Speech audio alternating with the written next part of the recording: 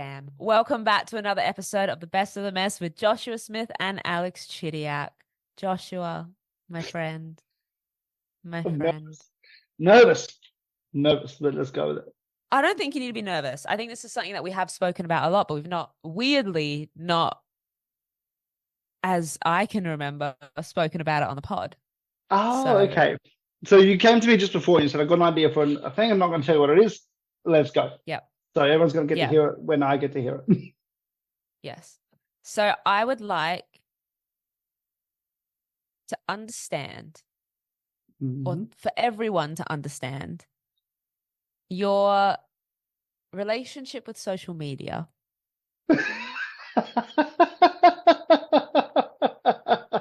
It's complicated. Yeah. Can you give some more context specifically? So I remember vividly a chat that we had when I was still training with you. So this has been years ago now. Mhm. And we spoke about how, both of us in our, various worlds at that time, we were struggling with social media in general. And we were talking about it and thinking, how cool would it be to do a complete year off? And so then we looked at, the dates, we looked at major tournaments coming up. We were like, oh, which year would make sense for this? The year that we had penciled in turned out to be COVID. So Yes. We needed we put, connection. we put it on the back burner for that one. But we kind of had these things planned out. And I feel like our conversations, lead into that and during that time. I mean, for one, we kept each other accountable with our usage of social media. But I would like to know your, reasoning behind, you've had some certain times you've been completely off social media, Uh-huh. where you've kind of reshaped a few things, where you've taken it into a different direction. And, Mhm. I think that that's quite, you hear about people saying, oh, yep, taking a break for a couple of weeks, they come back and it's the same stuff. But every time you've Mhm. come back, it's like Taylor Swift. It's like a new era, like, so I'd like to understand that, because I guess the way that we both use it, I mean, we have similar values and ideals with it, Mhm. but you've done it in different ways, I guess, to me. So we can Mhm. explore that. And I'd like to understand, first of all, your reasoning why it's complicated. Okay. Okay, so I let's go back to the start. I grew up um from the ages of what, like let's say formative, like 5 years old to I was probably 14 or 13. Mm-hmm. No such thing as social media in my life whatsoever. Yeah. Right. Now, when things started taking off, the first one was MySpace. Shout out my millennials back in the day. Okay, that was the sort of first thing, and that was super clunky. Or MSN Messenger, right? And then Yeah. MySpace. And then things really started to ramp up when Facebook started coming around, right? Mm-hmm. And I was like, as part of the zeitgeist, getting involved in these things and doing whatnot at the time, but I've always had a penchant for wanting to understand things a bit more. Like there's just what's the more here? And I started reading a lot about the different types of social media. So as they were starting to come up, like, oh, what is this new thing? How's it kind of integrate? What's the idea of whatever? And it became pretty evident pretty quickly that the business behind social media is was not talked about or not discussed. And it was more so what was discussed outwardly was the connection that you can have, and you can catch up with your friends, you can organize things, and the feature benefits for the users, the end users, but never talking about the benefits for the companies behind it. And so once you start understanding the business model of how social media, and by social media, we can talk about YouTube as part of that. We can talk about, X or Twitter, obviously TikTok now, Facebook, anything you would define as like a social network, with like an ad revenue, And I think that when you start to understand the business behind it and how those companies make their money, there is really dark kind of behavioral manipulation that goes into it that the end users don't necessarily realize that you're being manipulated into a certain type of attention. You're being manipulated into a certain type of reaction response. You're being um, encouraged to do things that in a natural environment on your naturally functioning day without it, you wouldn't normally do, you know. Um, and so the whole process and the whole mechanism of getting eyeballs onto screens, desktops, phones, whatever, is at its core fundamental is manipulation of. And I don't necessarily like that. And I don't necessarily like that in anything. It just goes against my sort of values of, the human being is free to express who they are and should be free to express who they are. Is the fundamental premise behind my and behind the company. It is within Yep. me, right? It's all from within the human being. So as I started learning more and more about how these mechanisms actually run, I just got more and more jaded. I say jaded as a word, or more and more aware of how I wanted to use it and what I wanted to use it for and what I want to use things for. And so this all came about around the same time that I was getting into business. And so starting companies, also starting my personal training business and then starting the company. And then, you've got these massive benefits of having a social presence where you can reach thousands of people potentially, at the click of a button. It's very easy to do. And the thing is, you've got, on the one hand, I want to build a business and I want to get known for things. But on the other hand, I'm not okay with the manipulation that comes around it. So how do I balance these things out? What's the middle part of the Venn diagram between these two things? And henceforth, my complicated relationship started. Yes. Is I this think you what you're explained kind that of really well. expecting? Thank No, you. 100%. Like, because I think that's like when we first started having these conversations about it. Because I mean, in a weird way, I mean, I guess it would have been social media would have been around, but I didn't get Facebook, I think, until I was 12. Mhm. So it was around year 7. And, everyone was like, oh, just get it. Like, and I think, 12 or 13 was like the age you could actually get it. Um, so yeah, all of, the year 7s, which, the cool kids, right? Mhm. Everyone was getting Facebook. That's where people were planning out, like, the parties and whatever like gatherings there will be and stuff. So I remember, joining onto it, not shitting you. One day later, I had a boyfriend, like, because no one wanted to communicate face to face anymore. It was Mhm. like, hey, do you want to be my girlfriend? And I was like, okay. so, so I was like, all right. So from Facebook, I got my first boyfriend. So, Mhm. that's where it all went downhill from there. No, I think it was just like, then I was quite late to Instagram as well. I never really wanted to get it. And then I was on like an under 20s trip and a few of the girls like, just get it, like whatever, just photos. And I was like, sure. So I think back when we got it, it was a little bit more innocent than what it is now. Mhm. But still with the same idea, I feel that, they wanted to get it to where it was, Mhm. like where it is now. But yeah, I just noticed how much I started to struggle with, you know, being around, in my case, like friends at school or teammates, seeing what they were posting and being like, I was there, but I didn't feel that same emotion. Or, you were telling me how sad you were that day, and then you posted this photo of you being super, super happy and life is amazing. Um, so it didn't really like sit well with my brain.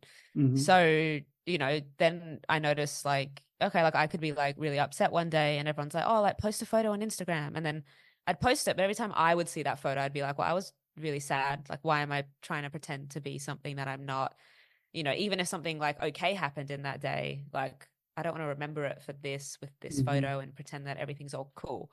So I started struggling with those feelings, like I think from, yeah, like ranging from 14 to 19, like pretty heavily, just being like, I don't know where I fit in with all of this, because I can see it's all really like fake and curated, but then everything is planned on these things. And so it's like, okay, and everyone's conversation started to be around them as well. Like, oh, did you see that thing on Facebook? Or did you see that thing on Instagram? And do you have Snapchat? Like, you need to keep your streak going. And I was like, what Mm-hmm. is all of this? Like, I just like never could really like understand it super well. And then when I moved over to Spain is where it like hit me super heavy for the first time, where I was like, supposedly just made like the biggest like career change, like super exciting. Um, and people were expecting me to be like posting and being active on social media and showing my like great life in Spain, I guess. And I just didn't have the same feelings as I thought that I was supposed to, or that was what was expected of me.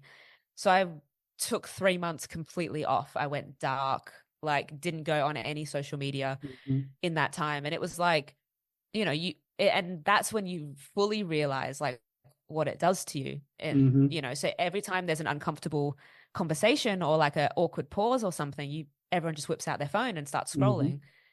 And I could not do that anymore. So I was just sitting and observing everyone else and just noticing how much time people spent in their phones was kind of scary when you're not using it, when you're not part of that, when you're not having conversations and being like, did you see this? Did you see that? Sending stuff to each other, conversations in Mm-hmm. quotations, like it's not real connection. And so I really struggled because I was so like, I was even more isolated. I wasn't at home in my little home community. I was overseas, not being able to communicate with people as well. And I decided to cut off social media, like recipe for disaster, but very like, you know, it was kind of like a weird detox, because ever since that time in Spain, like I've used social media very differently. And I went through all the people that I follow, like unfollowed a whole bunch of people, even if they were my friends, things that I just didn't want to see. So I struggled seeing, people posting photos of them enjoying football. Like I couldn't tick off in my brain, oh, were they actually happy that day? I didn't have that Mm-hmm. connection. But all I saw was just this like massive highlights reel, how everybody's like living it up. And I am by myself in Madrid, like Mm-hmm. struggling essentially in something that's meant to be really exciting. So things just weren't matching up, and I just really like couldn't get a grasp on it all. And that's where I guess the journey started. And I'm pretty sure that's like when I came back from Spain, you and I had that conversation of like, how do we do this differently? Like we Mm-hmm. know that this is something that's not great for the world. There are really Mm-hmm. positive things that you can do with it. I mean, we're obviously going to be promoting this podcast using social media. Of course. And like that's the way, you know, unfortunately, like that's the way Mm-hmm. the world is at the moment. I don't really see that changing. So it is something that in a way you need to be part of for certain things. Mm-hmm. But I think there is a way to use it appropriately, which Uh-huh. we don't really talk about. No. I think like for me, it's awareness, right? It's awareness of how you're going to use it going into it. If you don't know how to run or change direction or kick a soccer ball, you're not going to be able to play soccer effectively. You're going to get injured. You're going to get, go against the rules. Things are going to happen to you that are nothing outside of your control, except you don't know the rules, right? You don't know you haven't trained yourself, right? And so for all the benefit of it, it's a tool, and it's how you use the tool and how you prepare to understand the tool. Like you said before, you got Facebook at 12 or 13. Like you have just come into puberty, potentially. Yeah. Most girls come into puberty, right? And so you've got brain changes occurring, which will lead to hormonal changes occurring, which will then lead to an expansive, rapid increase in your social output and connection. All at the one time trying to manage things. And you don't have an awareness of how it's used. And what you were saying effectively is it's like a pseudo peer pressure getting onto it, right? For you. Yeah. And as the entire growth strategy of Facebook was at that time, was to get other people and other users to get other users to get other users. Mm-hmm. And so for me, it's all about the awareness. And when I was around at the time and we were talking at the time when you came off it. And what it does is it provided you that awareness of what happens when you don't have it. And you see how things are different.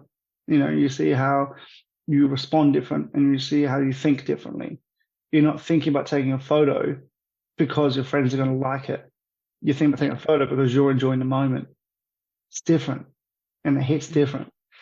And so when I went off it for, I think, 4 to 5 months. It started, I think, 2022 from memory. Right. And coming back on, and I did nothing. In that was the best summer I've probably had in the last 15 years, right? That time period, in regards to like sort of mental clarity and acuity, and there's a whole bunch of stuff happening, But from the social perspective, you're not thinking about doing things for others, and you're present in the moment, you're enjoying the time, you're aware of, you become more aware of who's not connecting and where you are. And I think it's very interesting to have that.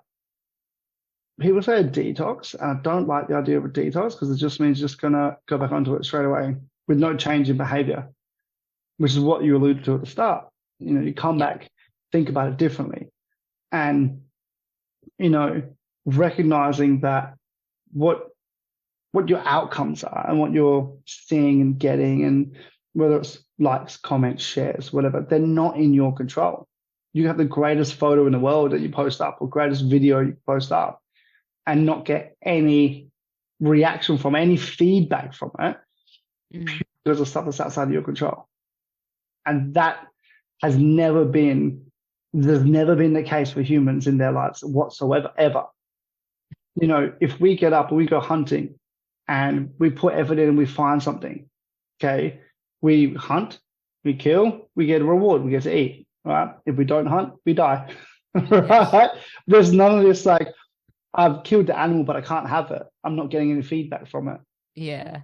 It's not in our DNA. And now it's actually starting to really drive itself into our psyche. And so the negative and detrimental effects of it and how it's being used are completely at odds with our internal, internal beings. And it causes, that kind of disconnect, So I regularly believe in, separating yourself from it as much as you can.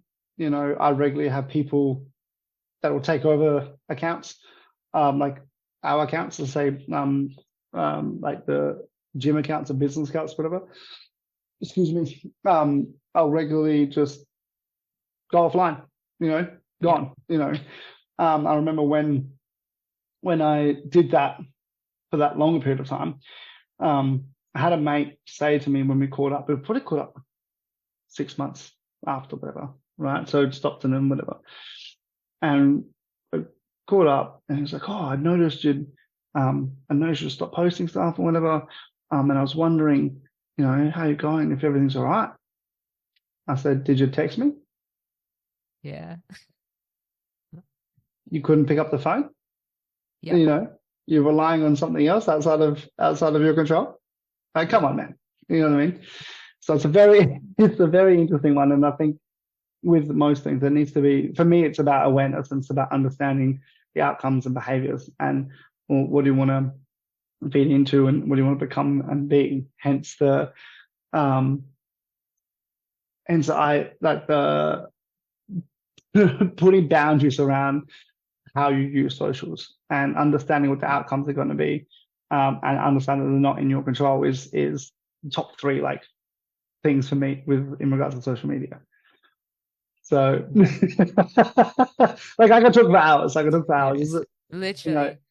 There's a really good book I would recommend anyone read who if you're on Facebook, I would recommend getting the book The Facebook Effect, which came out, I think it was before 2010. it might have been 2008, 2009.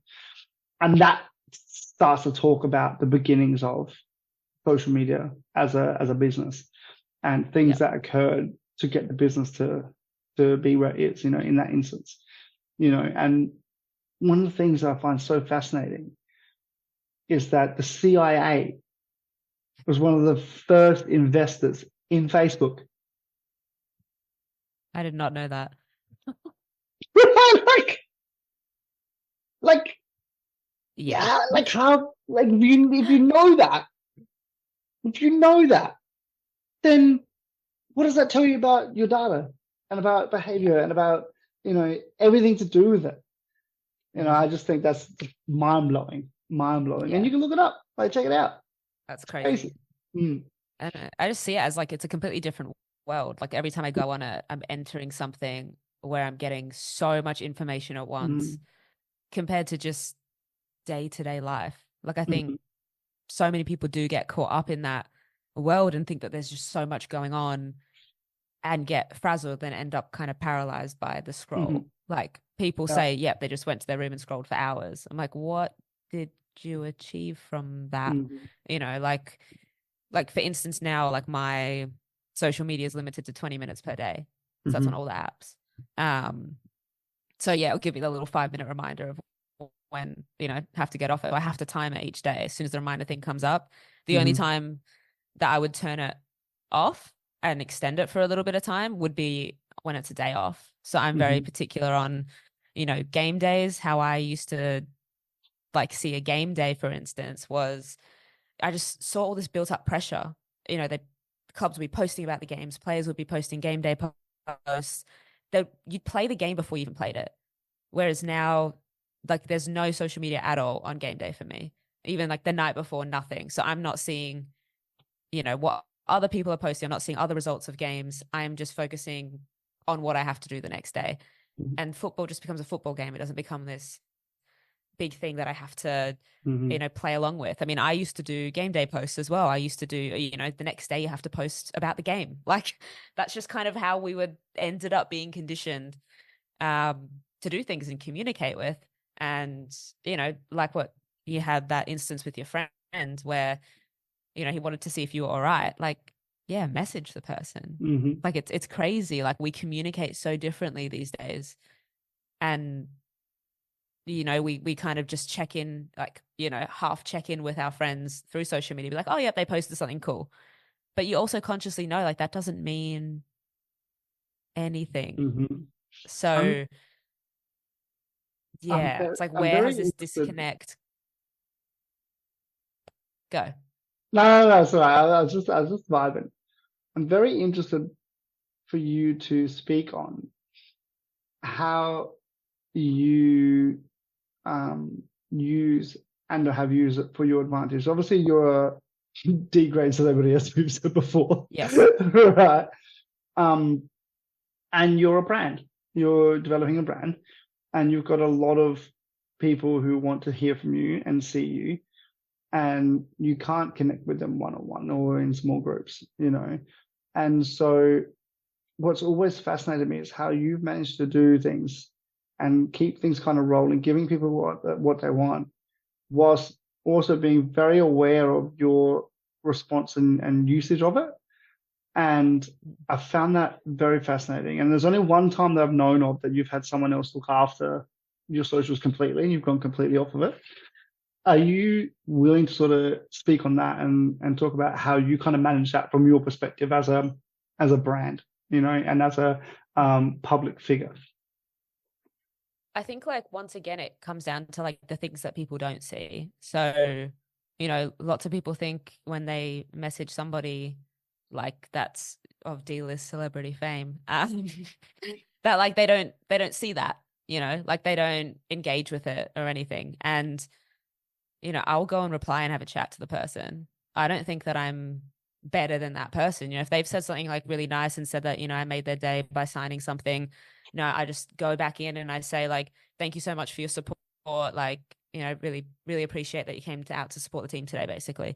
And, sometimes you'll get the people that will like lose their minds that you've replied. But a lot of the time, like, it's parents that are like saying like, you made such a difference to my kid's day. Like, thank you so much for that. And, you know, I don't over the top engage. Like Mhm. it's more an acknowledgement, and that's the way that I guess engage with people on social media in a little bit more of a meaningful way. Like it's not this curated button that I send all these like replies to. It's like, no, I have a conversation with each different person. Obviously, if they start asking like too much of me, like, hey, send me your shirt, or if anything gets inappropriate, or they want me to send feet pics, which has happened multiple times, which I'm also thinking of starting a side hustle with selling my feet pics, but we'll get to that later. Um, but I think I'm intentional. I would say I'm Mhm. intentional. Like if I'm going to post something, there's an intent to that. If I'm going to reply to somebody, I'm doing that intentionally. I'm not doing that whilst I'm watching a TV show or doing other things. It's like, no, this is my dedicated time to reply to this person, to connect with them. And I don't have notifications set up on my phone as well. So I don't know when they've replied. And if my 20 minutes is done for the day, I don't reply to them till the next day. And if I don't have the capacity to have a conversation with someone, I don't reply to them for a few days. It's okay. It's okay to not instantly message back. You do it when you have the capacity to do that and in your own time. So I think I've just learned over time how to set my own boundaries with that, and to make sure like it's being used for the purpose of what it's being used for. Like it is that connection factor, you know, Mhm. for like for me, if I was messaging, I guess my idol, like, and they replied back to me, you had that little bit of connection, like it might be the boost that you needed. You know, if I could be that for somebody, I'll do that. And if I have the capacity to do that, I'll do it. And that's why I connect with people at fans more, like fans at Mhm. games more so, is that is face to face, and I prefer that. And a lot of those fans will then message me afterwards and say, thank you so much, like for taking the time, and that short chat like meant a lot. And that's great. You know, like I can just like the message and acknowledge it, or I can Mhm. engage back with it and say whatnot. But you know, at least I know that I'm having a meaningful engagement on this social media platform and using it what it's meant to be used for. Like I don't let myself scroll in, you know, what's suggested for you. And I feel like my Instagram especially is trying to get me to stay. Like Mhm. it is like it is doing everything it possibly can to get my attention. Like I look at it and I'm like, what? Like, come on. Like, I don't follow a lot of people. So I don't follow a lot of these accounts that start coming up. And as soon as I start seeing like three things that I don't even follow, and then it's just an ad, and then it's a frog meme. Like, what is this? Like, Mhm. this is not what I guess signed up to. Like, I want to see what my friends have posted. And it's basically a whole bunch of ads now. So Mhm. that turns me off it as well immediately. Like I don't need to see that stuff. And it really wants me to stay. I know it wants me to stay. I know that I'm abusing it because I go on for a little bit. I give it a bit of my love and then I leave it. But at least I feel in control. Like I'm not going in and checking the likes. Like I think probably one of the best things Instagram did was when they took away, I know lots of people freaked out, but when Mhm. they took away how many likes you could see, like it doesn't, likes don't matter. If you like that photo personally and you want to put it up and share that to the people that matter, you should be able to do that and not feel judged about, fuck, I didn't get Mhm. that many likes, you know, or you have the option to turn the comments off. You can do that. Like you don't need to engage in that way. You can use it, like you said, as a tool. And I think not enough people think of it that way. They kind of just get absorbed into it. And, Mhm. you know, like me, like everyone else, I loved when Vine came out, like all the little Vine videos. That was fun. For some reason, I cannot get around TikTok. I refuse to get involved in it. I'm like, I'm not going to get the app. I'm not going to get on it. I fully refuse because I've literally seen like people close to me just endlessly scrolling and spending so much time on it. I'm like, I can't. Like, it's a 7-second video multiplied by how many to just get Mhm. obsessed. And I know once again, like everything else, and like most things in this world, like there is good things that can come from it. There's educational things that could come from it, but also it's designed to keep you there. Like it Mhm. wants you to stay. I would rather put my attention into a book or into like a TV show than something that's like stay with me forever. Like Mhm. it's a toxic relationship. Right. Um yeah, so I think it's a once again like the topic of death, right? It's a topic like this is something that's taking up so much of time for people. And I'm someone that has like notoriously had time anxiety. Like as soon as it gets past 11 a.m., I'm like, the day's done. Like I freak out, and I'm like, there is not enough time in the day to do the things that I want to do. And I mean, like, look at what we've done today. We've made time for each other to come on this podcast and to chat about, something that we both had this previous connection of years ago. And, that's time well spent for me.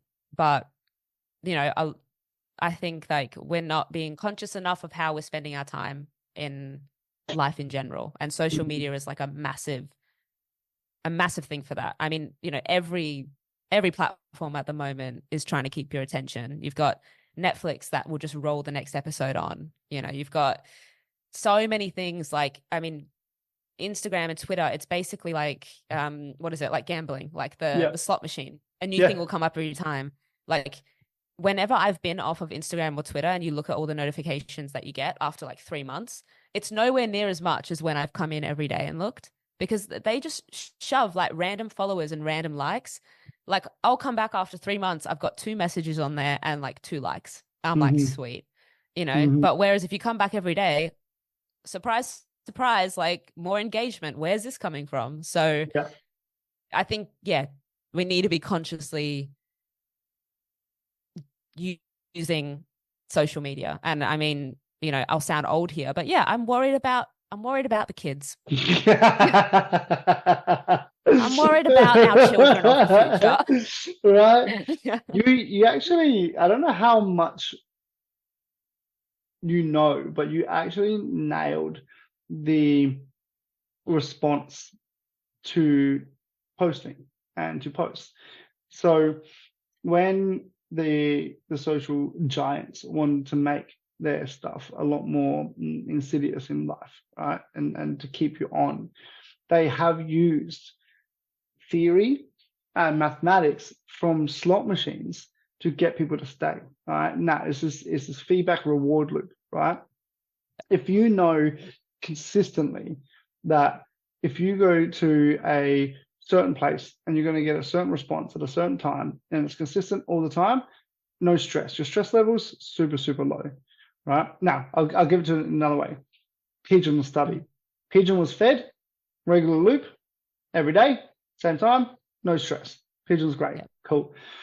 Then they started feeding it different times each day, right? So we have to wait longer in the morning, or wouldn't get anything until the evening, or get it early in the morning but not in the evening, right? What happens over time is the pigeon starts to get stressed out, right? And stresses itself out to a point, it basically dies, okay? Because it starts exhibiting this anxiety because it doesn't know when things are coming, when the reward is coming for the action that it would do, Now, that's a very, very simplified version, but you can check it out.